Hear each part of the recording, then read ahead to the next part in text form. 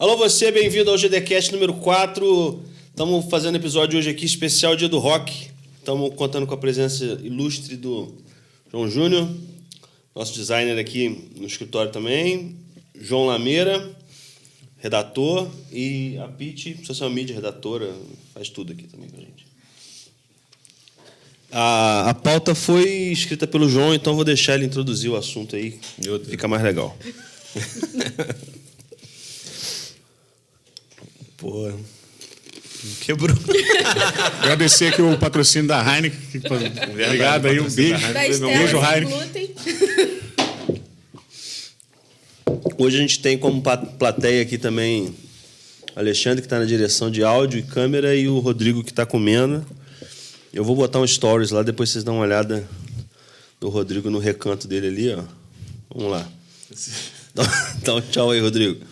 Confortavelmente. Confortável.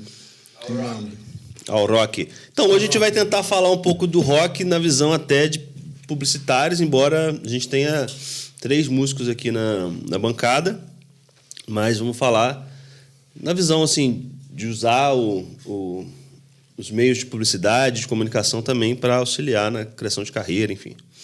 Inclusive, pode começar falando que o próprio Dia do Rock é uma jogada de marketing. Como é que é? O Dia do Rock é chamado Dia Mundial do Rock, só que, na verdade, ele é comemorado praticamente só no Brasil, né? Mas é mundial só no Brasil? É mundial só no Brasil. É muito bom, igual o Dia dos Namorados também, que é uma data do pai do João Dória? Isso, né? pai do João Dória. Só que o Dia do Rock, ele tem uma origem fora do Brasil, que é o Live Aid de 85. Aquele do filme lá do... Que o Queen tocou, Queen. E um monte de outra banda. Paul McCartney tocou, teve Black Sabbath, tocou também uma galera. E o Phil Collins. Era um evento feito para acho que é contra a fome, se não me engano, na Etiópia. Live Aid era, né? Fizeram em Londres e na Filadélfia. Eventos simultâneos, transmitidos Foi pro grande mundo pra inteiro. caramba, né? Conseguiram até reunir o Pink Floyd na época? Foi uma parada mundial. Que foi idealizado pelo Bob Geldof, que fez o papel do Pink no The Wall, no filme The Wall, do Pink Floyd. Ele representava os traumas do Roger Waters, né? O Pink, o personagem principal, né? O ator foi um dos idealizadores também do Live Aid. Ah, é? GDcast é informação. É informação.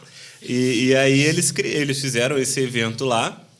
E nesse evento aí, o Phil Collins ele chegou a propor que esse dia, o dia que foi feito esse evento, a gente pode deixar um marco, ser o Dia Mundial do Rock. E não sei o quê, meio que assim, não falou, valeu, Phil. Pode deixar. Pode ser, valeu. Assim, foi, mas acabou não virando uma coisa que se comemora muito. Até que nos anos 90, aqui no Brasil, a 89 FM e mais uma outra. 89 é Kiss, né? Não, é 89 mesmo, o nome dela é 89 FM. Aquela Rádio Rock. Isso, e uma outra 87 alguma coisa, que eu tenho que olhar aqui. Acho que é essa. Essas 2 rádios começaram a falar do Dia do Rock e começaram a promover esse dia como... vamos fazer evento em homenagem ao Dia do Rock, vamos fazer um show e não sei o quê. Aí eles começaram a fazer essa promoção desse dia e começou a virar uma coisa brasileira. Aí o dia 13 de julho passou a ser comemorado o Dia do Rock aqui no Brasil. E a gente começa a ver um evento. Sempre tem algum evento temático, alguma coisa do tipo. Você podcast falou de rádio, temático do dia. Uma rádio que também difundiu muito, que foi bem famosa, foi a Fluminense FM. Isso. Talvez ela tenha sido junto com esse esquema. Pode ser uma delas, que é a outra que eu não estou lembrando o nome. Pode ser a essa. Maldita, conhecida Maldita. Isso. Hoje em dia é extinta. E hoje em dia, o Dia Mundial do Rock é comemorado aqui no Brasil e parece que na Argentina também é um dia importante, mas no resto do mundo é uma data. É um dia comum. É mais o dia do Live Aid que o dia do rock. Mas aí hoje tem muita ação em volta disso, né? Pra gente Sempre virou tem. parte do calendário mesmo. Sempre tem. Tem de tudo quanto é coisa. Sei lá, os bares vão fazer alguma coisa voltada para o rock nesse dia. As redes sociais As também. redes sociais sempre tem algum tipo de Sempre post. tem um Teve alguma bannerzinho. coisa de Google? Hoje eu não vi. Hoje eu tô correria, né? Hoje de que... É porque o Google normalmente bota aqueles troços na busca. Geralmente tem. Eu já tinha... Em outros anos eu já vi, mas como hoje não, Sim. porque... Hoje não vi ainda, não. Quer dizer, hoje... Cara, hoje não é dia do rock. Hoje é dia do rock, sim. Porra, Hoje, buguei aqui. hoje dia 13 Estamos no de julho. futuro.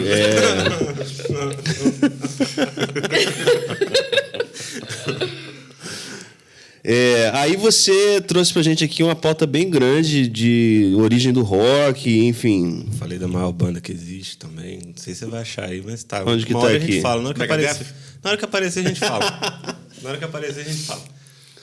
Mas então, você quer falar sobre a maior banda, Não. aspas, do mundo? Não precisa. É melhor falar de...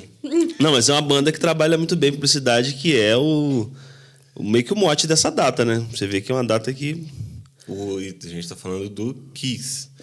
Que o Kiss é uma banda, quando você fala do marketing... Quando você fala de marketing no rock, com certeza você fala do verdade. Kiss. Tem até caixão do Kiss, cara. Até caixão, tem de tudo do Kiss. Inclusive, tem Tem um papo de que foi a primeira banda a começar a monetizar com merchandising? Cara, eu acredito que sim. Eu vi isso alguém falando. Eu isso acredito outro dia, que sim. cara. Porque o Kiss o Gene Simmons é o doido do business, né? Tem um livro dele que eu já ouvi falar, assim, já vi trechos desse livro, que é a biografia dele. Não lembro se é uma biografia ou se é um livro que ele dá umas ideias de business na música mesmo. Nesse livro, ele chega a dar dica lá nos Estados Unidos de como você fazer para patentear alguma coisa. Caralho. Só que tipo, ele dá macete. Então é uma parada que se você passar de um estado para o outro com um negócio, enviar de um estado para o outro... Ah, lá tem negócio de Não imposto que sei difere exato. de um pro outro também, né? Ele falou que se você passar de um estado para o outro, esse teu produto, você vai patentear mais fácil ele. É um macete que ele descobriu. Patentear em outro estado, é isso que você tá falando? Mas a patente vai servir para todo lugar. Só que parece que a parada de você passar de um estado para o outro... Posso estar falando uma besteira, mas é alguma coisa assim. Ele dá dicas de como patentear suas coisas. Mas você já leu esse livro? Minha filha de número 3 já leu. Não, eu já vi trecho só. Mas porque... Eu queria saber se é ele que parte as ideias, assim, esse controle de marketing se passa dele, ou se tem um cara por trás da parada, sei lá... O Gene Simmons, com certeza, tem uma equipe enorme hoje. Mas o Gene Simmons sempre foi o cabeça ali. Do Kiss, ele que pensou toda essa... Que pensa todo o monstro do marketing Kiss é ele. Igual o Paul Stanley, por exemplo, ele vai mais pro lado ele é mais ou menos um líder musical da banda. O líder, tipo, o chefe, o CEO da banda ali é o Gene Simmons. Tem aquela história que, não sei se procede, que o Kiss, um dos empresários do Kiss, assistiu o show dos Secos e Molhados e gostou da ideia da galera pintando o rosto e passou. Pois é. eu já ouvi essa história também, não sei se é real, Não mas... sei se é Sempre oficial. negou isso daí, Pesquisa aí pra gente aí, galera. Mas ele nega, já falou. Já foi Ah, mas eu perguntado. também negaria. Ele nega, não tem como, sim. ele nega. É igual aquela história do Dark Side of the Rainbow lá do Pink Floyd, que todos eles negam até hoje que não teve ligação nenhuma com o filme. Mágico de Oz, Mágico de Oz e o Dark Side of the Moon, né? Que você soltar os dois, tem toda uma mística lá. E todos eles negam isso. Que nunca teve nada e tal. David Gilmour, inclusive, perguntaram pra ele o que ele achou, ele falou que achou um saco. Mas Perguntou pra ele perguntaram do Roger Waters, ele falou isso. Não, o que achou do... também. Não, mas perdi. Não, eu estava Perdi o que eu ia falando falar. do marketing dessas bandas. Aí eu ia te perguntar que o João, ele é o Metallica Man da parada. No caso, o João de calça. João de... O outro. Não, Eu não tô de calça. Ele não tá de calça hoje. Bermuda, Os dois tá? bermuda. Bermuda, que eu posso falar que eu não tô de Não, calça. mas ele é Eu tô de considerado... Ele Que a minha que não aparece. O João de calça aqui dentro, cara. A gente distingue quem é quem. O João Long Hair. Os dois são de bermuda. John Longhair. John Longhair é muito bom. Ele é o Metallica Man, assim. E tem um cara que é tipo o CEO de business do Metallica. o Lars. O Lars. Glass. Mas essas jogadas de marketing Meio que absurdas, você é tudo ele pegar- que faz? Não, hoje em dia é tudo em equipe, né? Mas a pessoa... tipo assim, quando eu falo isso até do Kiss, que hoje em dia essas bandas, toda banda quando cresce, Na verdade, é lógico, não tem cresce como o cara... Quando cresce um pouquinho, a gente já sabe que já vira uma empresa. Quando vira enorme assim, desse jeito, vira um monstro. Mas quando você pega o início das bandas, sempre tem você acaba tendo a divisão. Sempre tem um que é o cara que vai pegar e vai ter a mente de business lá dentro, que vai começar... vamos fazer umas camisas, vamos vender um merch, vamos fazer alguma coisa. É o cara que vai entrar em contato com produtor de show, essas coisas. E no Metallica era o Lars, sempre foi o Lars. De certa forma, hoje tem banda que roda vendendo merch e fazendo essas publicidades até para custear a turnê, né? Porque, tipo, só o cachê de cada local não vai pagar a turnê. O cara tem que viajar, sei lá, Estados Unidos inteiro, o Canadá e tal. Aí, vamos imaginar uma banda que sai daqui. O cara tem o custo de transporte daqui, custo de locação de equipamento, tem que rodar com... Qualquer pessoal, aquelas meninas do Cripta tiveram, que pagar um bus tour novo porque teve acidente e tal. Aí meio que os caras usam o merch hoje para pagar a turnê, às vezes, né? Isso. Leva camisa, leva CD e vai pagando. E tudo acaba... depende muito quando as bandas estão indo nesse... Estão nesse início do crescimento.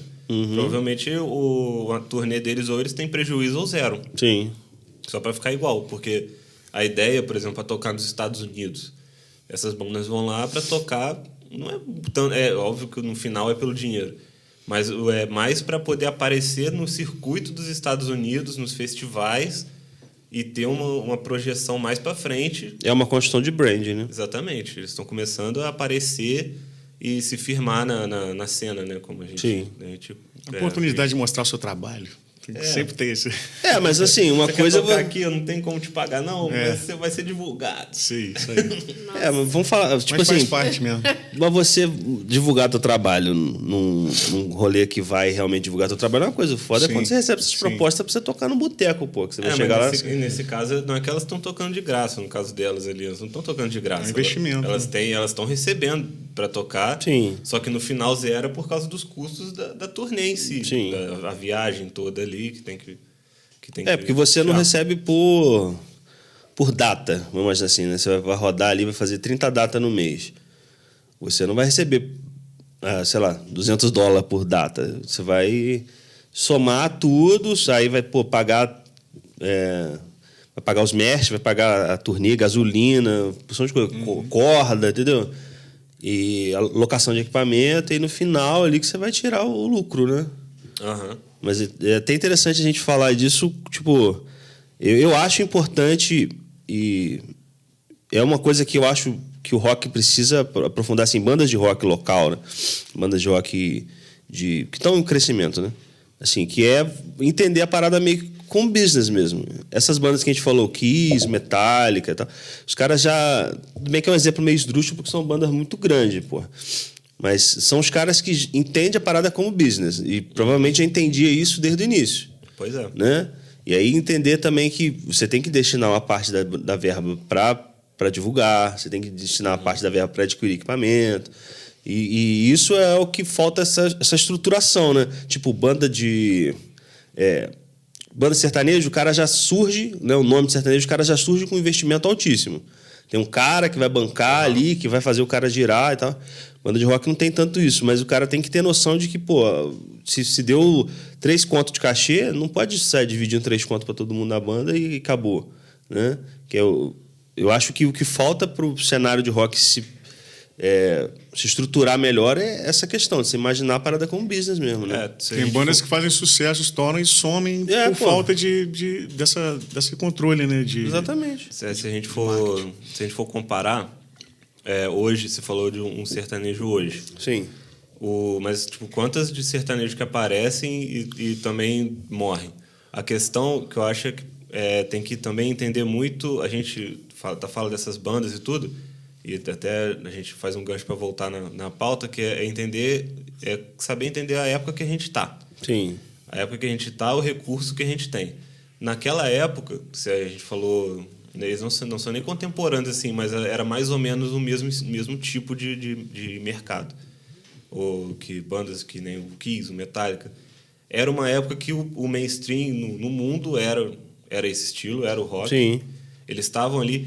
E mais até na época do Metallica. E tinha gente, digo, empresas, gravadoras, procurando uma banda que pudesse ter um potencial de ascensão. Sempre tinha alguém procurando ali. Você lembra daquele filme do The Doors, que tem isso também, a cena do filme do The Doors, tem a cena assim também, que os caras estão no camarim, e aí vem um cara pra tentar meio que comprar a banda, né? O cara fala com a banda primeiro, pô, tem uma chance pra vocês, não sei o quê. Mas é esse lance, é um cara...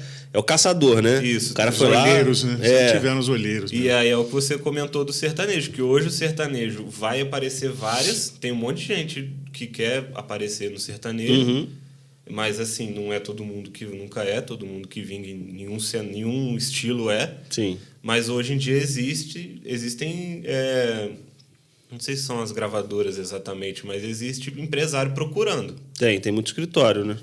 Existe até outros sertanejos, igual aquele que compõem e vendem composição pra caralho. Sorocaba. Fernando Sorocaba. Eles são empresários de várias outras duplas. São. Então eles mesmos estão procurando. Tipo, é um cenário que eu acredito que hoje não existe no rock. Não teve um lance assim que tinha uma banda grande por trás do Greta Van Fleet também? Ou era outra banda dessas novas? Não sei. Sempre tem. Ter o QI ajuda em todo lugar, né? Sempre tem uma banda que vai sendo apadrinhada, né? Isso. O Ghost foi apadrinhado pelo Metallica, pelo Foo Fighters. Muita gente falava bem do Ghost e o Ghost foi subindo. De certa forma, só de fazer turnê com os caras já ajuda pra caramba. Já é uma parada. Inclusive, isso é uma coisa de empresário também. Botar uma banda ascendente para abrir o show de uma banda grande, né? Isso sempre teve. Mas o que eu tava falando de entender a época... É aquilo que a gente ficou falando antes de começar a gravar. Como que, ao longo da história da música, o que era o que fazia a banda aparecer? Aonde que a banda ia aparecer? Qual que era o principal veículo? Sim, qual que era o canal? Qual é o canal? Porque onde se que você ela para tem que pra ir? pensar que a divulgação hoje, quando a pessoa chega e fala, pô, toca lá no meu barzinho que é bom pra você divulgar. Cara... A gente tem as redes sociais. Então, não tem o porquê a gente ver... A gente não, porque eu não tô nesse ramo, né, galera? Mas, assim, como artista, né, eu sempre vejo esse tipo de coisa, de trocar você aparecer num lugar para você ser promovido. Só que o contexto hoje é outro. Antes não, antes essa galera tinha que aparecer mesmo em qualquer lugar para ser promovido. Hoje tem que ter esse lance do marketing, da pessoa se estruturar, de ter alguém por trás para ver isso, porque o artista não tem que ver isso, mas não é o mesmo contexto de antes. Se a gente fizer um paralelo até com o nosso trabalho aqui, é igual qualquer cliente, qualquer empresa, todo mundo tem público-alvo. Beleza, vamos tocar ali num evento, tipo, você tem uma banda, vamos fazer exemplos extremos, né? Você tem uma banda que toca metal. Toca ali naquele show de pagode ali. Sim. Tipo, Vaquejada, né? Vamos tocar vai tocar Você está divulgando o seu trabalho para quem? Você tem que entender onde você vai divulgar e para quem você vai divulgar. Eu acho assim... A internet vai ajudar muito. Eu acho que nada substitui a apresentação ao vivo, né? Acho que o melhor cartão de visita é o show ali, o cara vendo mesmo. Mas hoje em dia é essencial mesmo estar nas redes sociais mesmo divulgando. Isso Sim, é uma essencial. coisa não vai excluir a outra. Exatamente. Acho que só agrega, tem que ser os dois ao mesmo tempo. Mas vocês acham que vale a pena isso? Tipo, trocar uma apresentação não remunerada? Às vezes, isso ainda tem que rolar? Depende. Depende muito do caso. Não é legal, né? Tocar de graça não é legal. Mas depende muito da situação, depende da visibilidade, né? Às vezes, tocar de graça no Rock in Rio. Qualquer um iria. Iria. Mas a troca de batata, assim, isso aí já não é legal, porque é desleal até com quem já trabalha com música, né? É igual você fazer isso num local que o cara vai estar claramente ganhando dinheiro nas suas costas, não compensa. Exploração. Embora esse exemplo que ele deu, tipo Rock in Rio, claramente o Medina vai estar ganhando dinheiro nas suas costas. Não, só que... Você tá pagando para tocar lá. Isso que eu ia falar, mas tem gente que paga pagar.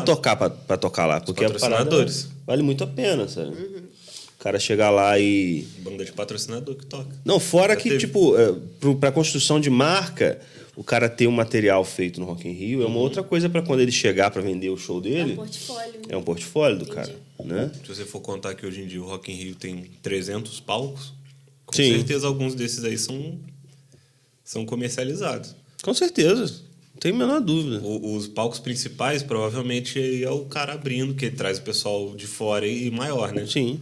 Mas se pegar os palcos menores do Rock in Rio, que entra uma galera que às vezes você nem sabe quem é. Não, o cara bota dessa aí, Não é o palco condenando, que não. vai usar para o cara pagar o banheiro, sabe? Exatamente. Ele E não é usa condenando, isso. faria. Não, Tivesse... também acho. É. É tipo, vamos pensar, o cara, você fazer um clipe e você impulsionar ele no Instagram, pô. É. Você vai estar pagando para poder aparecer. Outras pessoas sair da sua bolha, né? Exatamente. Ali, principalmente, usando esse exemplo de novo, cara, é 100% o público-alvo. Né? Então, eu acho que vale muito a pena pro cara fazer isso. Mas você tem que ter essa visão de business. Se o cara não tem essa visão de business também, ele erra. Porque é isso que o João falou. O cara, às vezes, vai aceitar fazer isso. Pô, vou trazer o exemplo do João. Tipo, ele falou...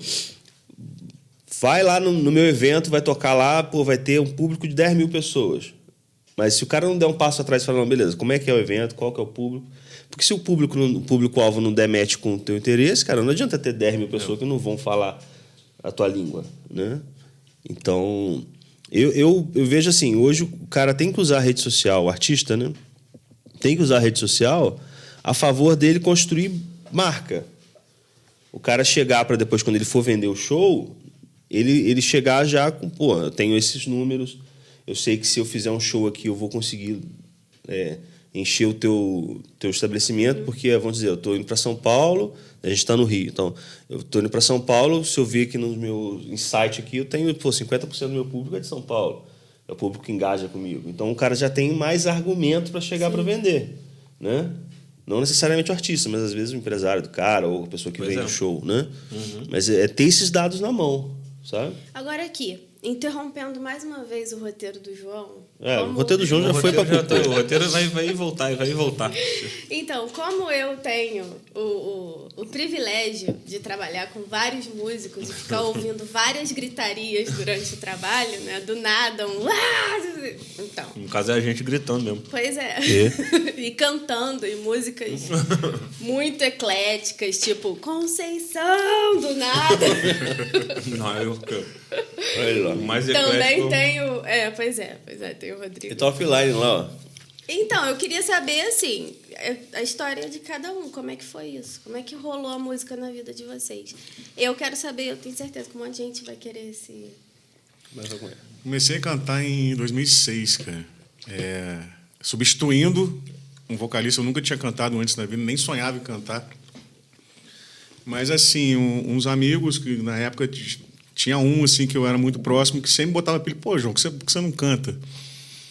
Aí, num dos ensaios lá que eu sempre ia, acompanhava, o vocalista não estava conseguindo ir por questão de compromisso, ele não ia. Aí ele falou, pô, vamos fazer o seguinte, vamos ensaiando com o João até o vocalista voltar. Aí, depois de 2, 3 ensaios, o cara continua agarrado, não conseguiu ir. Aí falou, pô, vamos fazer o seguinte, cara, já tá fluindo a parada aqui, vamos firmar com o João. Aí surgiu a Black Bullet, na época. Sem o THE, né? Não era The Black Bullet. É, isso. E daí a gente fazia, assim, a proposta era bem o embrião do que é The Black Bullets é hoje. Mas a gente tocava coisas também dos anos 80, 90, tocava Living Colour. A gente não tinha, assim, uma direção bem definida. Deixa eu pegar um gancho nisso aí que você está falando, então. Você acha que pra banda, voltando em tudo que a gente falou, do cara imaginar como business, o cara tem que ter essa visão de construir ali o produto dele, né? Você falou, a gente não tinha uma visão bem definida. Sim. Então quer dizer que durante o período que vocês foram ensaiando, tocando, enfim, vocês foram formatando um produto, né? Que é o seu limite, né? Tô errado... A gente não tinha... A gente queria se divertir, né, cara? Show. Não tinha uma proposta de ganhar grana, assim. Até porque a gente sabe que é bem difícil. Mas era sempre, pelo menos pessoalmente, foi mais por prazer, assim, a música. O que vier de lucro é meio consequência. Mas No meu caso, né? Agora, você querendo ver a banda para dar certo comercialmente é uma batalha mais dura e tem que levar com mais seriedade. E daí a gente foi mudando de formação e a gente resolveu botar o The Black Bullets, depois virou The Black Bullets. E estamos até hoje aí fazendo som, gravamos algumas coisas aí, mas começou assim, desse jeito. E aí, Quem vai agora? Vai rodar, viu?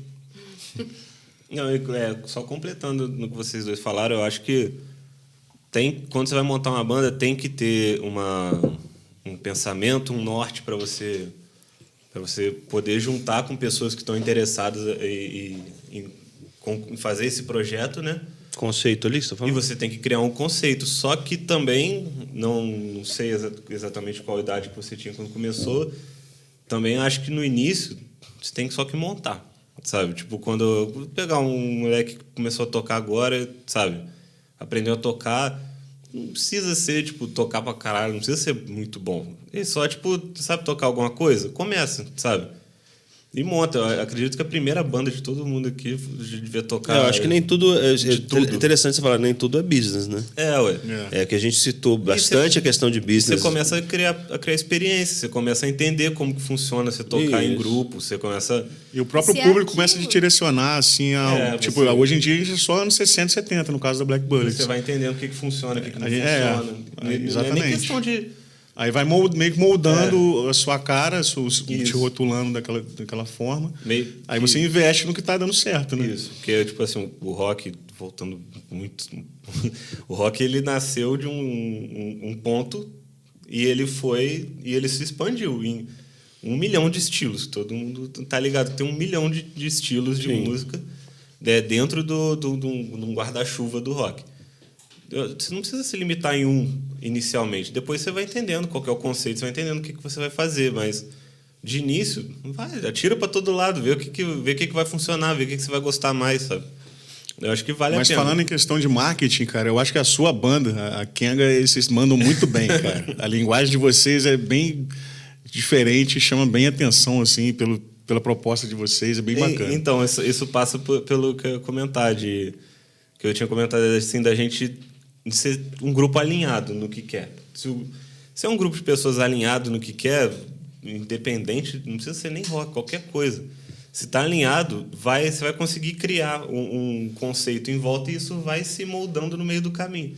Mas essa linguagem, por exemplo, quem que definiu ela? Cara... Porque tem uma linguagem visual Tem. E comunicação também de texto que era muito peculiar, né? Eu falei, era tipo a banda que não está nativa. A gente fala muito de planejamento, de marketing aqui. A Kenga foi nascendo, não teve jeito. Ali é muita piada interna nossa que de repente acabou funcionando para os outros.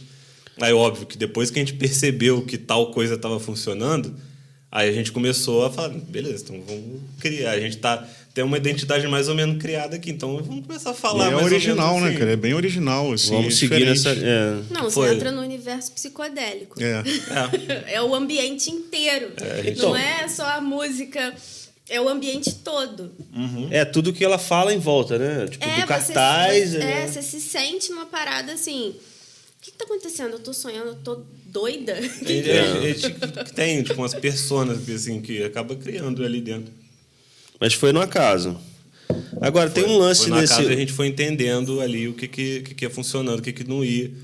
Antes, a primeira formação da Kenga eu nem tava. Foi uma coisa do Zé. Zé, teu irmão. Começando Vou voltar ali e falar da minha parte. Que a primeira banda... Eu tava, tipo, acho que no 3º ano. Quando eu era mais novo, eu tinha estudado violão. Eu cheguei a fazer aula de violão. Eu e meu irmão, Zé, a gente fez aula de violão com o Paulinho Lima, inclusive. Sim. A gente começou a fazer, mas também abandonou depois de um tempo. Aí a gente começou a ouvia tipo, começou a ouvir um som mais pesado e tudo. E tinha ali, e eu na escola ali tinha os meus amigos, inclusive um deles, o João Maia, que toca na Barba de Saia. E a gente ouvia um som mais pesado e tal. E a gente ficava trocando ideia de música e ficava... Aí eu lembro de ficar batucando assim. Inclusive foi ele que virou pra mim e falou assim, porra, João, você fica batucando aí, você devia tocar baixo. Eu falei, tocar baixo? Nunca, tipo, tinha pego para tocar. Aí eu comecei a treinar. E na época tinha um maluco fazendo cursinho que lá no LAF a gente estava no 3º ano e o 3º ano dividia com quem fazia cursinho pré-vestibular. Quem tá fazendo cursinho pré-vestibular lá com a gente? Maguinho. Não? Fred Elpo. Nossa Senhora. Fred tava lá fazendo com a gente. Aí eu falei, pô... E eu já tinha ido em show da Black Bullets. Aí eu falei, pô, Fred, você dá aula de baixo? Ele falou, tô um tempo parado. Eu falei, pô, dá aula lá pra gente. Aí ele começou a dar aula de baixo pra mim e aula de guitarra pro Zé. E foi ali que a gente começou. O Zé, nem nessa época, tipo, a gente começou a fazer ali... começou a treinar, a praticar os instrumentos. E aí, um dia, no intervalo do LAF, a gente estava discutindo coisas de... Essas bobeiras que tá sempre discutindo. Quem começa a ouvir metal... Metallica, Megadeth, não sei o quê. Essas bobeiras. Aí o Fred falou... Vocês estão falando aí... Falando pra caralho, não sei o quê. Você não toca? Você não toca? Você... Porra, monta uma banda. Para de ficar falando. Aí ele falou... É mesmo. É mesmo. Aí o João Maia, um querido anão... Tô segurando, vamos falar anão, mas é um anão. Ele virou e falou assim... Pô, tem um maluco que passou lá em frente de casa outro dia e falou... Eu tava tocando e ele falou assim... Porra, eu canto, cara, vamos montar uma banda. Era o Rafael. O Ossomaro. Sim, advogado hoje. Isso, advogado, homem sério hoje em dia. Aí a gente... Surgiu o Vermilion. Aí surgiu a Vermilion. A primeira Vermilion a gente fez ali e foi... O Vermilion veio antes da Kenga. Veio bem antes. Pode crer. Aí a gente fez essa Vermilion, que era a Vermilion Fury. É aquela do vídeo? O Rafael insistiu pra colocar o Fury no nome. Eu sempre falei pra ele que eu não gostava de... É aquela do vídeo? Que ninguém sabe falar. Ela do festival? Vídeo, com o João cantando. É. Desde Against the Machine. Não, do festival. Também, é. Maravilhosa. Mesma...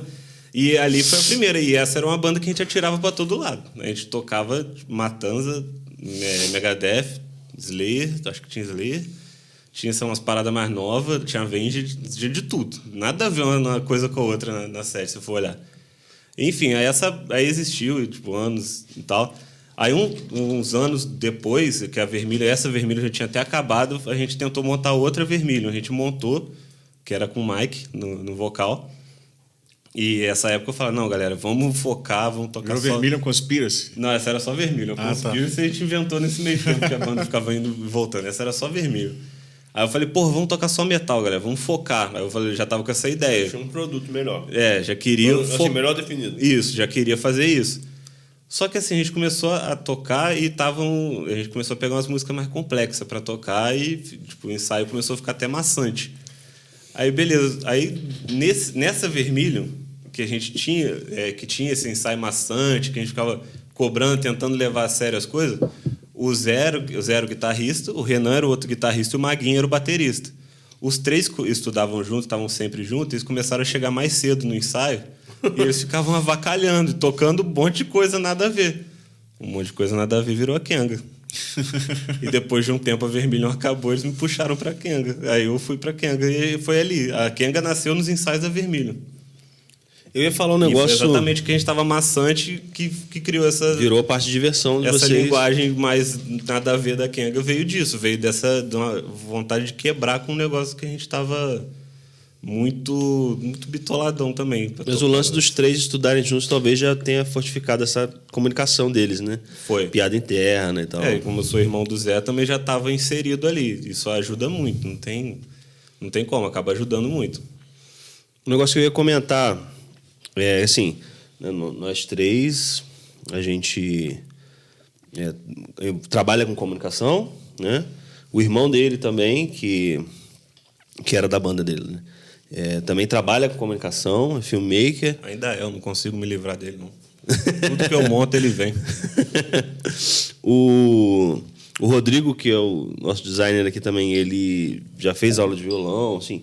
Tem um lance... Aí eu não sei se é um lance de músico migrar para comunicação ou se o pessoal de comunicação se identificar com música, mas tem essa proximidade, né? Eu lembro que eu fiz faculdade de design. E, cara, na minha turma tinha muito músico. Muito músico. Chegava a ponto, assim... Meu professor de que dava aula, Rodrigo? O Bruno. Projeto, né? O professor de projeto que a gente tinha... O Rodrigo fez a minha faculdade aqui, ó. O nosso professor de projeto tinha uma banda também, cover de Pearl Jam, assim, aí tinha som autoral também. Então, assim, tem sempre um lance desse de músico estar envolvido com essa área. Eu né? acho que o que liga os dois é a criatividade, né? Porque o músico também, não que todos sejam compositores, mas só o fato de você tocar, você está reproduzindo, você está criando uma coisa sua, né? Sim. E o designer também, a ideia é você criar alguma coisa, você sempre fazer uma coisa nova.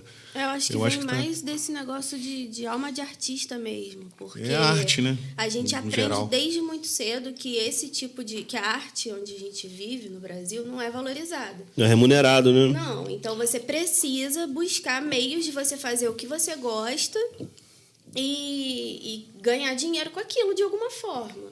Então, acho que o que rola é isso. Acaba indo muito escritor, muito músico, que acaba indo para nichos parecidos, né? Eles acabam migrando para Eu acho que existe uma vontade de se comunicar. Eu acho que parte desse ponto. Que aí é a música, é a arte. A É música uma tá forma ligada gráfica. diretamente ao designer, né? As É capas dos álbuns, né, cara? Camisa. Sim, exatamente. Esse lance de capa de álbum, inclusive, que estava na nossa pauta, olha só que beleza. Falei que a pauta ela ia voltar. roteirista, hein, cara? A pauta vai e volta. Muito bom. Mas esse lance de capa de álbum também é uma forma do cara... porque a gente passou a precisar vender os produtos, né? Vender discos em prateleiras.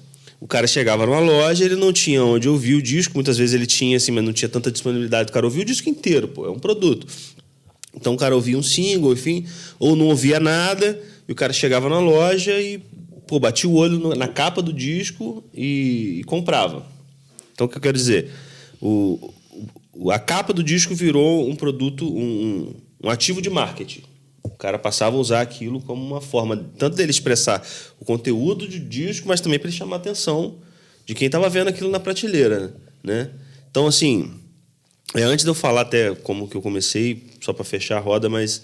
eu já ia falar, não vai fugir, não. Eu queria aproveitar esse gancho, assim, saber... Vocês já tiveram... Porque todo mundo aqui é da época que se comprava disco ainda, né? Não se compra mais. Mas vocês lembram de algum disco assim que você te marcou pela capa antes de ouvir ele? Você falou, porra, tem que comprar esse aqui pela capa. Então... Cara, comprar pela capa... acho que eu nunca comprei, não. Mas o que acho que marcou muita gente é o Dark Side of the Moon, né, cara? Sim. O Prisma.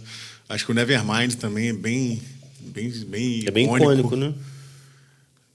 Comigo teve que aqui em Valença, eu lembro quando eu era mais novo, existia uma loja de disco e CD, só que quando eu comecei a ter ideia dessas coisas, eu não existia, ela já não existia. Então eu comprava CD quando eu ia em Volta Redonda. Aí eu já chegava meio querendo a banda em si, né? Mas eu lembro que, assim, uma capa que eu lembro que eu ficava muito olhando, assim, foi a capa do Number of the Beast, do Iron. Que eu ficava assim, cara, tem alguma coisa errada aqui. E, tipo, o Ed sempre foi um dos maiores ícones que teve, assim, de ícone gráfico mesmo. Sim. Tipo, as pessoas conhecem o Ed e nunca ouviram Iron Maiden. Tem gente que nunca ouviu o Iron Maiden, mas sabe que ele... Eu acho que até hoje é o mesmo designer, cara, que é o Derek Riggs. Isso, ele é o criador. Que a galera até ficava meio que brincando, assim, pegava os vinis e tentando... Porque ele sempre deixava a marca dele registrada com um símbolo escondido no meio da arte dele, assim. A galera ficava meio que procurando para achar o símbolo dele. Tem muita história de gente que comprou, por exemplo, o primeiro do Iron comprou, que o primeiro é só a cara do Ed, assim, né? Muita história de gente que comprou pela capa, que viu, cara, isso aqui deve ser isso aqui. Por isso que eu falei, cara, o lance da capa... Eu vi um vídeo de um cara que falou que ele comprou, que ele foi na loja de disco quando ele era mais novo, e aí ele viu, assim, aquela capa e falou, cara, eu preciso comprar isso aqui. Aí que ele conheceu o Iron. O nome desse cara é James Hetfield. E é verdade mesmo, tô de sacanagem. Fala até diferente, né? Tem a voz. Ele tem que... Não, assim, faz até o sinal da cruz, você viu? Pra referenciar o pai, né? Não, mas é verdade. Ele falou que, tipo, a primeira vez que ele ouviu foi porque ele viu a capa, ele comprou. Aí ele conheceu o Iron. O primeiro Iron Maiden, com o Paul Dayano ainda no vocal. E é uma influência pra várias bandas, né? Eu não lembro de exatamente tipo assim... de comprar álbum... pela capa, mas eu lembro de um álbum específico que eu parei para ouvir, para quebrar preconceito por causa da capa, que foi o Peleja do Diabo contra o Dono do Céu, do Zé Ramalho, porque tinha como é que chama aquele cara que tinha uma unha gigante, cara? Zé do Zé do Caixão. Caixão. Tinha o Zé do Caixão na capa. Chica. Tinha na casa da minha avó o vinil. Tipo, pô, Zé Ramalho, você adolescente roqueiro, você tá maluco, vou ouvir isso. E aí me chamou a atenção pela capa. Foi quando eu botei pra ouvir, sabe? Pô, eu lembrei de uma que me marcou muito, que eu comprei. Eu lembrei que eu comprei também por causa da capa e por ser muito fã da banda, que é a primeira do Rage Against the Machine, que é aquele monge botando fogo no próprio corpo por um protesto que estava rolando. Eles estavam ficando de lados lá, a pessoa da religião deles lá estava sendo meio descriminalizada e o cara fez esse ato de protesto botando fogo no próprio corpo. Tá acontecendo alguma coisa na nossa luz aqui, produção? Começou a falar de meia-meia, Number of the Beast. Fala dessas coisas. Aqui, acabou a cerveja, produção? Ainda tem cerveja lá, Tem produção? cerveja lá? Isso aí vai ter que desligar, queridão. Isso aí deve ser bateria. Acontece. Melhor família. Muito obrigado, tá? Beijo. E você, Pete? Quando você começou a cantar? Você não é a Pete? É a Pete, pô. Cara, Quando que você equalizou pela primeira vez? Não é a Pete Alguém? cantora, não? Achei que fosse. É isso, essa piada é clássica. Sempre é assim, é o quê? Pitty cantora? Não, cara, não canto, não. Eu comprei. Número... Mas pega um sem glúten lá, ó. É bom também. Vamos dividir aqui, pô. Vamos dividir. Bota A gente pega a cachaça. um copinho aí. Não, então, não foi... Não tem como eu contextualizar muito isso, não, galera. Mas você já trabalhou com uma coisa envolvida com música, assim? Não. Não. Teatro só. Mas eu sempre gostei muito de música. Pegar copo. Mas eu tinha o problema de grana, né?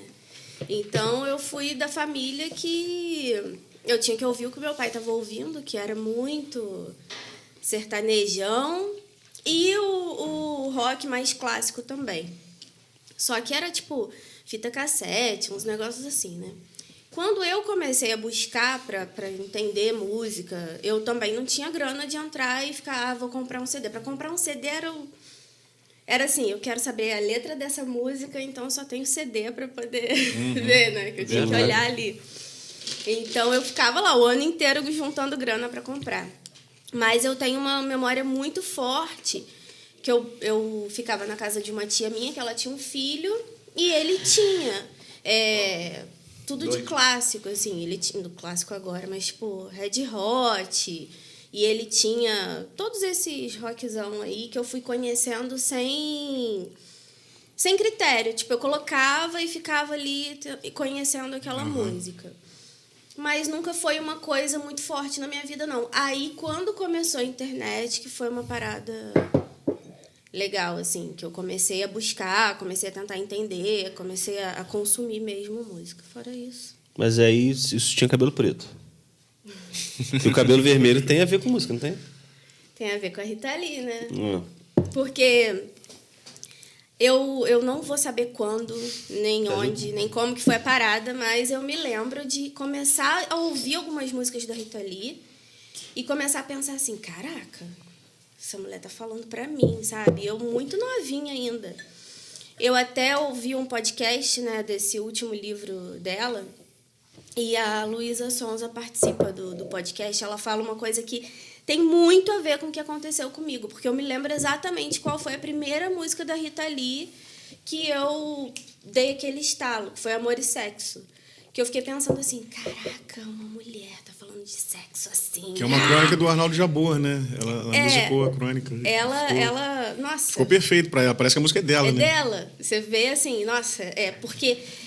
E eu comecei a ver o símbolo dela na música, né? O que ela era. Então, eu não conhecia a Rita Lee. Eu tive esse estalo da música, mas o que me chamou a atenção primeiro foi ela. Foi aquele símbolo. Foi de ver uma mulher com cabelo vermelho e falando as coisas que ela falava e sem critério nenhum, sem filtro nenhum. E aí fui atrás das histórias para conhecer mesmo ela, né? A Rita Lee, ela tem uma história assim, ela foi privilegiada porque ela cresceu numa família onde a família era extremamente aberta e liberal para ela fazer o que ela quisesse, para ela ser quem ela queria ser, né? E aí ela foi para um contexto de rock totalmente masculino e ela teve que tentar se adaptar àquilo. E ela sempre falava, né? Não, o rock não foi uma parada assim que ela premeditou. Ela falou, eu quero ser cantora. O negócio foi acontecendo, ela ia se divertindo, foi muito isso que o João falou. Ela estava se divertindo fazendo aquilo e a parada foi acontecendo. E quando eu comecei a conhecer as músicas e eu fui vendo todo aquele símbolo de Rita Lee, tem outros símbolos também que eu me identifico, né? E aí eu fui falando assim, pô, essa mulher aí, eu quero ser igual a ela. É aquele negócio de adolescência que você fala... Tem algum momento na adolescência que você fala, eu quero ser igual a alguém? Uhum. Minha adolescência foi um pouco longa. Influência. Ótima influência, Rita Lee. Foi uma super influência. E aí eu fiquei com aquilo, quero pintar o cabelo de vermelho e tal. A hora que surgiu a oportunidade, que eu falei, agora eu posso pintar meu cabelo da cor que eu quiser. Não vai ter mãe e pai me perturbando. Aí eu pintei. E a Rita Lee eu acho muito maneiro, cara, porque ela nunca foi assim muito de como falo, de lacrar. Assim, ela lacrava pelas atitudes dela. Ela não era muito delicada. Ela era muito, falava baixinho, né, tudo assim, mas ela no palco era furacão mesmo, né? O Twitter dela era muito foda. Ela não era de ficar forçando discurso, assim, nada contra o discurso, qualquer questionamento, qualquer crítica é sempre válida, né? Mas ela é mais de atitude, sempre foi mais de atitude, assim, de fazer o que ela queria e não ficar tendo que botar um slogan na frente. Exatamente. Né? Isso que eu me identifiquei muito, porque eu sempre gostei muito de arte, sempre gostei muito dessas coisas, mas eu não gosto de falar isso que a galera ri, mas eu sou tímida. Então, eu fui criando umas alternativas de eu me impor, de eu mostrar minha personalidade sem ter que esbravejar, entendeu? Então, isso que era o que eu me identificava, porque eu sentia ela muito delicada, nas letras de música também, que são coisas assim, até hoje eu estou ouvindo. E sempre transgressora ela, né? Sempre falando de coisas que... Eita! Que você tá ouvindo, era isso que eu ia falar. Você tá ouvindo, assim, de repente, uma frase, você... Não tinha prestado atenção ainda na potência dessa frase. Pô, e a mulher veio do Mutantes, cara. Porra, Mutantes do caralho. Então, assim, me apaixonei por ela. Maravilhosa. Esse lance do cabelo, sei que você já leu várias coisas dela. Foi algo premeditado? Porque é um ícone dela, né? Tipo, é uma marca. Fazer ela minimalista, você faz só o cabelo só, e o óculos. É o cabelo e o uma óculos. marca, porque a gente falou do Kiss, o camarada veio aqui, viu os Secos e Molhados, e mesmo que ele negue que não foi, ele veio aqui e se inspirou. Galera força uma marca, né? Os Beatles com aquele cabelo mop top e tal, o pessoal tinha uma marca. Ela escolheu assim ou foi para casa e... Olha, eu não cheguei nessa parte ainda não entendi como que isso aconteceu na cabeça dela. O que eu posso dizer, que eu acredito pelas coisas que eu já li dela e assim, pelo que eu vejo de mim também, é que essa vontade de você criar essa alma de artista que eu falei, ela precisa extrapolar de alguma maneira. Então, a gente acaba querendo usar coisas... Por exemplo, eu quando lancei o meu primeiro livro, foi quando eu pintei o cabelo de vermelho e eu coloquei um óculos. Então, é alguma coisa que vai traduzir a sua personalidade, tá te mostrando ali, sem querer você percebe isso, mas que também vai... Não é só para você botar para fora, para as pessoas identificarem o que é essa pessoa, sabe? Eu não acho que seja uma coisa que a gente faça... eu vou fazer isso com essa intenção, vai acontecendo. Dela eu ainda não sei como é que foi. Para mim foi mais ou menos assim. Eu fui com essa identificação e falei, a gente precisa, né, ultrapassar isso de alguma forma, mostrar quem a gente é. Mas tem gente que faz isso premeditado, né? Não, eu não tem nenhum demérito nisso. Acho que tem gente que faz isso premeditado e você pensando em mercado de música... Ghost, né? Isso Ghost. Aí que eu ia falar. Tipo, os caras do Ghost têm a visão ali, cara. Tem que trabalhar. Inclusive, para o mercado atual, eu acho que é a maior banda de rock que existe. Que sabe usar... Atual, assim, que surgiu recentemente. Isso que eu ia falar. É questão de... Não é alguém que está vindo de um sucesso anterior. Tipo, se for falar a banda que talvez seja considerada já chegaram maior, com uma proposta, né? Assim. Maior, talvez seja Foo Fighters, talvez. Em questão de, tipo, a maior e mais mainstream que tem, talvez sejam eles, mas eles vêm de um sucesso anterior. Sim. O que veio agora, eles são dos mais bem-sucedidos, realmente é o Ghost, e é uma banda que é um projeto de uma pessoa, né? Que é o Papa, é o Tobias. Tobias, né? Tobias Forte, ele projetou, ele tem uma história em outras bandas, tipo, ele já tocou em banda de death metal, já tocou em banda de glam, tipo, parecido com o Motley Crue da Aí virou Poison, o Ghost, né? então.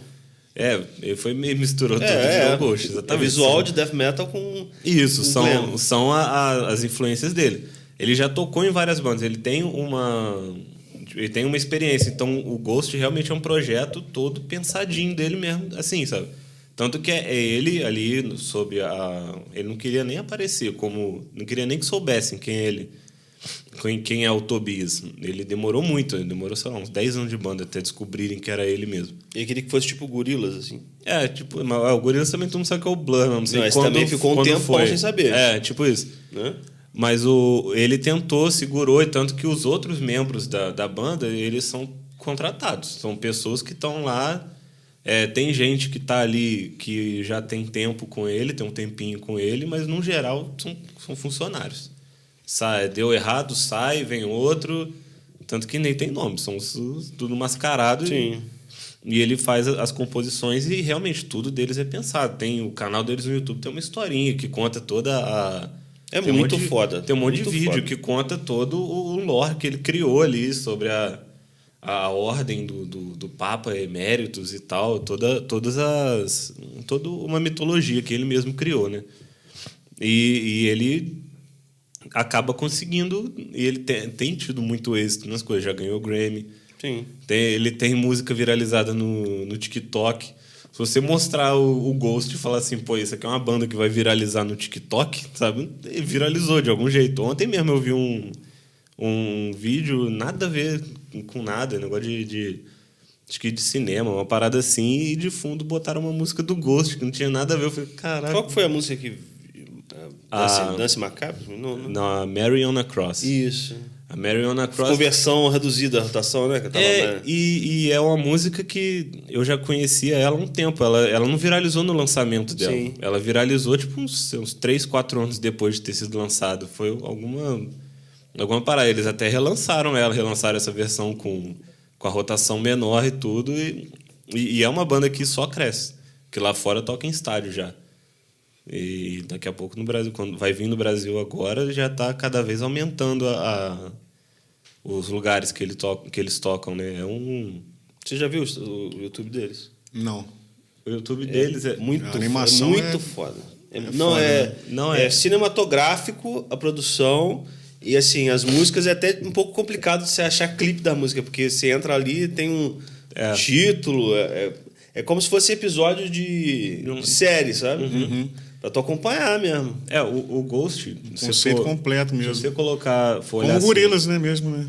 É muito completo. se olhar a O Gorillaz formação tem uma da- história toda A também. formação da banda a primeira formação deles é o Papa Emeritus, o vocalista, o cara vestido de papa, e os Nameless Ghosts, que são tipo uns espíritos ali, enfim, tá dentro do negócio ali, né? Que são os instrumentistas. A formação do segundo álbum é o Papa Emeritus II, que meio que eles fazem uma troca de papa a cada álbum que passa. Na verdade, continua sendo o mesmo cara cantando. Mas ele muda a roupa. Ele muda a roupa dele e muda a roupa dos outros. Aí chegou no terceiro e fizeram o terceiro Papa. Chegou no quarto álbum, eles tipo, fizeram uma história de que não tinha nenhum Papa, mataram o terceiro Papa, e o quarto não tinha alguém para assumir, e assumiu um cardeal deles, tanto que o quarto é um cardeal, que no quinto álbum virou um Papa.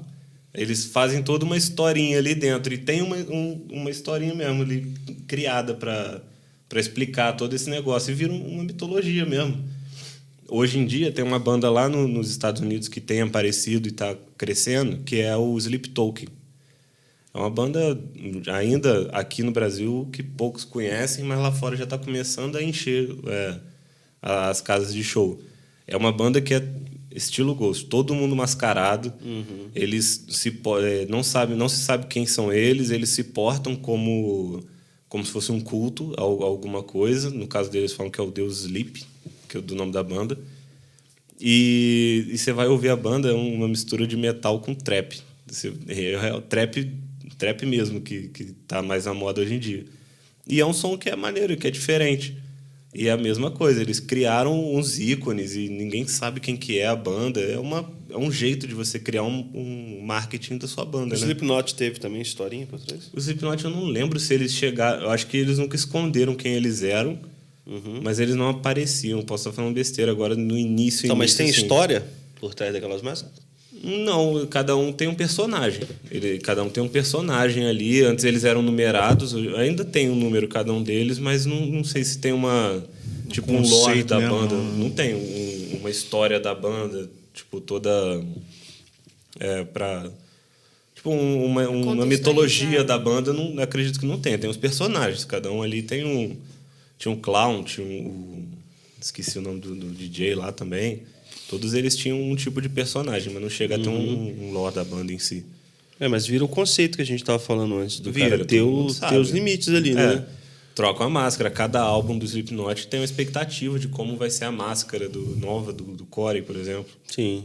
Mas eu acho que o cara ter essa parada definida dentro dele, né? Ou no papel, assim, ou igual o João falou do deles, foi um lance que aconteceu, mas tipo... Você ter esses limites e a pessoa conseguir enxergar a banda como um produto é fundamental para o cara obter sucesso de mercado, né? Que não necessariamente o cara precisa de uma agência por trás dele, mas o cara tem que ter essa noção. Sempre existiu. Se eu for colocar um movimento... Quando o movimento punk surgiu, Tem um movimento punk que surgiu como uma quebra com música muito grande, do prog e tal. Do prog e também tinha um glam rock. Não o glam metal que foi vindo depois, mas tinha aquele glam do David Bowie, muita maquiagem, muita roupa. Que era muito ligado ao Andy Warhol, né? Isso, muita assim, fantasia para tocar e tudo. O pessoal do punk ele veio com a roupa mais normal, mas ao mesmo tempo tem os Sex Pistols, né? Que tem uns punk de boutique. Sim. Que tinha a marca de roupa, eu não lembro exatamente o que era. Roupa de couro.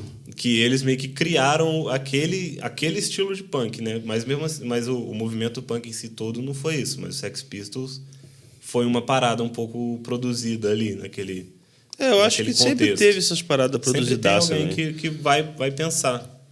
Mas se o cara hoje não trabalhar isso, porque o mercado tem muita gente para concorrer. Nessa época você tinha que atrair um olheiro da Sony, sabe? Tipo assim, você tinha que conhecer um cara ali que ia meio que te introduzir no assunto. Pô, hoje, cara, você tá no mar, velho. Então, normalmente a quebra... E você tá lidando hoje em dia direto com o com ouvinte, o cara, né? velho. E normalmente a quebra com o status atual é uma das coisas que chama atenção também. Quando veio chegar, por exemplo, no metal, quando veio o thrash metal nasceu, foi porque na época o que era famoso era ali naquela área dos Estados Unidos, né? Em Los Angeles, o que mandava era o Motley Crue, era o... Não sei se já tinha por ali... Bom, já veio do outro lado dos Estados Unidos, mas essa cena da galera do glam, tudo, tipo... O pessoal tocava maquiado, tocava tipo, com tudo, muita cor e tal. O pessoal da Bay Area, lá de São Francisco, eles eram uns adolescentes sujos mesmo, que... Mas eles também tinham um padrão visual. O padrão visual deles deles... branco. Exatamente. Os caras tinham... Mas meio que era o que eles vestiam. Aí era a roupa que eles usavam normalmente, que foi sendo... eles não tinham depois virou um figurino, né? Mas eles não tinham um figurino de palco. Eles subiam no palco do jeito que eles estavam, do jeito que eles... O metalheiro básico dali subiu e tocava. Era um tipo de quebra de estética que eles tinham, porque eles pegaram muita influência do punk. É uma coisa do grunge? Inclusive. O grunge provavelmente também foi a mesma coisa. Porque o grunge ele chegou também rompendo com o hard rock. Sim. Quando estourou o grunge era isso. E eles usavam flanela. A roupa de flanela não era porque tipo queria, porque era a roupa mais barata que tinha em Seattle, que era uma roupa quente que eles usavam para usar, que ela era um muito lugar frio, Oi, gente. Então, 1 hora. A gente podia encaminhar agora para... Você não falou Quer? seu... É verdade. Tá. Aqui. Falo. Ele não quer falar que ele ouvia rock. Não, eu não quero falar que eu era crente, sacanagem. Eu falei que eu era pobre, pô. Eu comecei a tocar na igreja, cara. Eu comecei a fazer...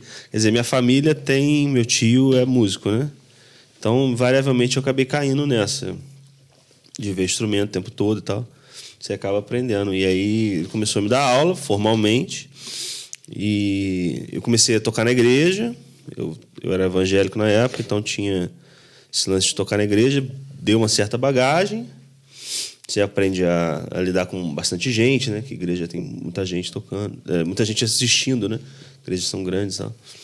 E daí comecei a ter outros projetos paralelos, assim. Gravei um CD com composição, depois comecei a fazer freela, assim, desde os 11 anos. Então, tem bastante tempo trabalhando com isso, né?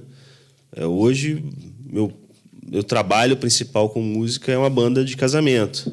Não é uma banda de rock, como o caso deles. Então, não sei nem se eu tenho muito o que falar nesse programa, porque a minha visão de produto é sempre... quer dizer, produto, tá vendo? Minha visão de banda é um produto mesmo, entendeu? Do início ao fim. Não tem a visão artística da coisa, mas é produto. Então, Mas eu ia comentar isso. Você que pode falar melhor até dessa parte que você tem o site da banda, sim, que você usa ele de release para poder mandar para os contratantes. Você já fez campanha, não sei se você toma isso, mas faz campanha de marketing para aparecer. Usa mais as estratégias por exemplo, no... Não, mas desde a primeira Instagram. banda que eu tive, eu sempre tive site, tive site, essas paradas. Essas paradas no caso, é independente do estilo. Eu acho que o cara sempre teve que ter. Eu acredito que banda tem que ter essa parada. Porque, tipo, vou usar meu caso, assim. Não era um cara que... Como eu tocava na igreja, eu não tinha background. As pessoas não me conheciam antes, entendeu?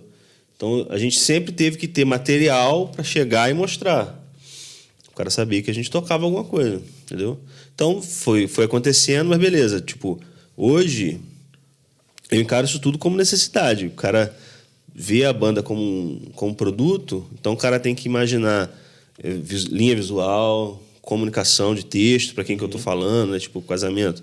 Eu falo normalmente para mulher, né? De 20 e poucos anos a 30 e poucos, ali, a faixa etária. Então, você constrói o texto pensando nisso, você faz as artes pensando nisso. É isso, muda o público-alvo. Muda totalmente. Mas o jeito de fazer é parecido, é o mesmo, quase. As estratégias mudam de acordo com o público-alvo, com o produto que você entrega. Exato. Mas as coisas que você tem que fazer acabam sendo por ali a mesma... É igual o que o João falou mais cedo. Nada troca a hora do show. Na hora do show não adianta nada você ter todo o produto bonitinho. Isso. Mas é qualquer coisa. Sei lá, vou vender uma cerveja, você vai beber ela, o gosto é terrível. Então não adianta nada. Você pode fazer o melhor marketing do mundo, mas... Tudo tem que estar junto, nada troca ali. Mas no meu caso, por exemplo, eu não tenho... Normalmente, a pessoa não tem muito acesso à minha apresentação. Não, então, mas... Né? Porque eu vendo um casamento, é um negócio fechado. Então, no máximo, ou a pessoa foi convidada, mas vamos dizer que, cara, 90% dos casamentos, a faixa de convidados é 150, 200 pessoas. Então, você toca para pouca pessoa, você toca para público pequeno, sempre. Sabe? Então, aí eu faço apresentação em festival, É isso que eu ia comentar. em exposição, ok, isso aí acontece, mas é tipo 10% da agenda. 90% da agenda vai vir ali, assim, ou o cara viu num casamento e foi indicação, então por isso que você tem que ter uma apresentação, tem que dizer na hora, ou o cara viu na internet mesmo, isso acontece muito. Os caras viram na internet, aí mandam vídeo, conversa, se você tem já o desenrolar ali por exemplo, a gente tem um método de trabalho, tal, bem definido, que no caso para eles é a definição de limite de estilo, né? Tipo, ele falou 60, 70.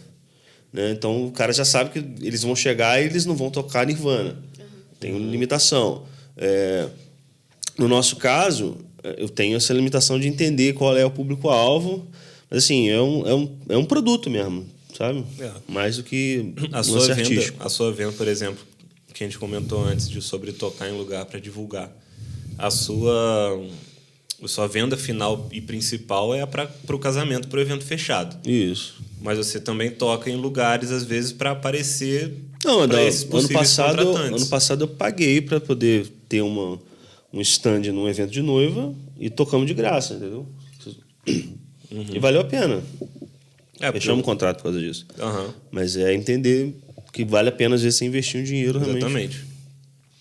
No caso de vocês, tem uma diferença da gente, assim, no sentido de que vocês vão tocar num momento especial, né, cara? Geralmente é um casamento, uma formatura, que é um momento importante da pessoa. É um negócio assim, caraca, nada pode dar errado.